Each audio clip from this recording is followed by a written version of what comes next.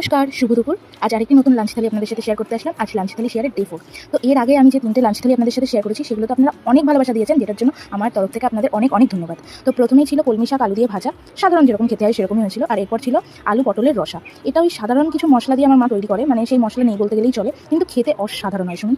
আর এরপরে ছিল চিংড়ি মাছ বাটা, চিংড়ি মাছের রসা, সরি চিংড়ি মাছের রসা। তো এটাও একটু মশলা দেওয়া হয়েছিল, আর যেরকম ডে ওয়াইজ টেস্ট হয় সেরকমই টেস্ট ছিল। তো আপনারা কিন্তু অবশ্যই আমাকে জানাবেন যে আমার ভিডিওগুলো আপনাদের কেমন লাগছে। আর এরকম যদি আরও ইউনিক অনেক ভিডিও পেতে চান তাহলে অবশ্যই কিন্তু আমাকে লাইক করে, কমেন্ট করে, শেয়ার করে, সাবস্ক্রাইব করে পাশে থাকবেন।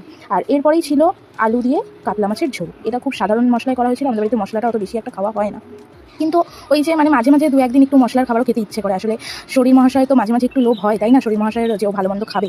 তো মাছটা একটু বড় সাইজের ছিল, যার জন্য মাছটার স্বাদটা সত্যি অতটা ছিল না, মানে দেখতে যতটা সুন্দর ততটা সুন্দর খেতে না। আর এখানে আমি যেহেতু রিভিউ দিচ্ছি তো সত্যি কথাটাই বলা দরকার। তো মাছটা রান্না করা খুব সুন্দর হয়েছিল, কিন্তু খেতে ভালো ছিল না। তো আজ এইটুকু।